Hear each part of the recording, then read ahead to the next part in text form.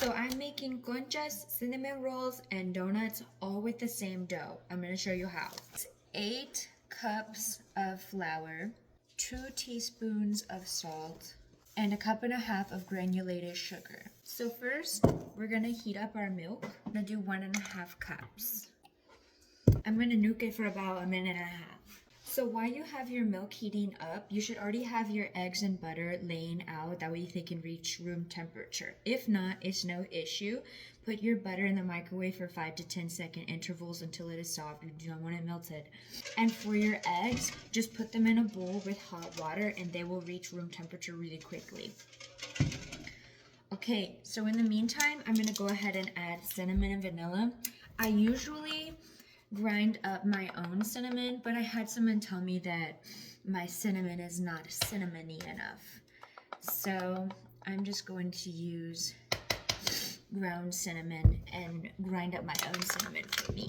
So I put 2 teaspoons, and then vanilla, I'm gonna put the same amount.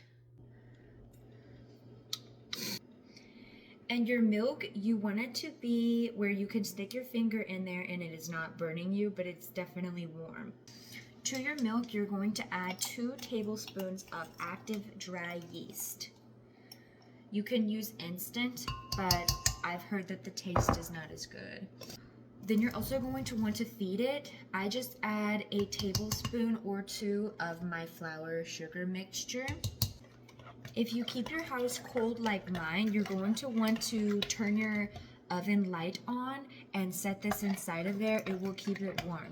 Yeast doesn't like to grow in cold environments. It can, but it takes a lot longer.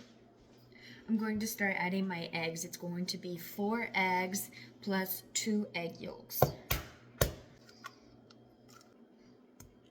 Okay, now that our yeast has activated, we're going to add it to the center. Then you're just going to start mixing all the eggs with the milk in the center. Try not to spill because this will go everywhere.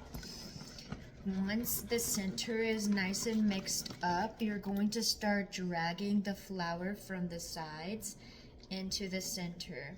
And you're going to keep doing this until you can just combine everything and it's all one big mass. Also want to try and keep one hand dry. That way you can come around the walls like this, because it will start spreading out and you only have so much counter space. Then you're just gonna start, once it becomes like a good mass, you're just going to start dragging everything to the middle and just combining it. Y'all can see that it's not sticking to my hands anymore. It is a good, almost smooth, dense ball. We're going to add butter. I'm adding 2.5 sticks. You can add it all at the same time, but I recommend adding, 1 piece at a time. That way you can incorporate it well. Here goes another, and the 1/2 stick. And now you are going to be kneading this until it comes together into a smooth, elastic dough that passes that window test. So since this is a double recipe, I'm going to be here kneading for at least 40 minutes. Something that will help your gluten to develop is if you have your house warm. I'm not sitting here and sweating like that though, so. If you've ever felt reminiscent of the past and thought, oh, I wish I could live back in the old times, this is a good test to see if that's really what you want. Why can't I just add more flour? You don't want it to be dry. The more flour you add, the less ratio of moisture you have and fat. Then if you just want to give up here and scrape it up and say, oh, it's fine, what you're gonna have is you're gonna have undeveloped gluten, and your bread is going to turn out flat and dense, extremely dense. You don't want that. You want airy, soft, fluffy, stretchy bread. And this bread lasts for mine, I've seen it last up to 10 days. Soft. As long as you're keeping it covered, all you gotta do is throw it in that microwave, maybe 10-15 seconds. It's gonna taste just like the day you made it. And I can already tell that my texture is changing. It's nowhere near done, but you can see that it's stretchier. All right, I just wanted to show you all, this is me at about 15 minutes. I am tired, but don't give up. Now I've been here for about 25 minutes and I just wanted to give you all an update. It is changing, it is ever changing. Just keep going. It has been almost 30 minutes and it is starting to want to be a bowl rather than spread all over the counter. I needed a water break.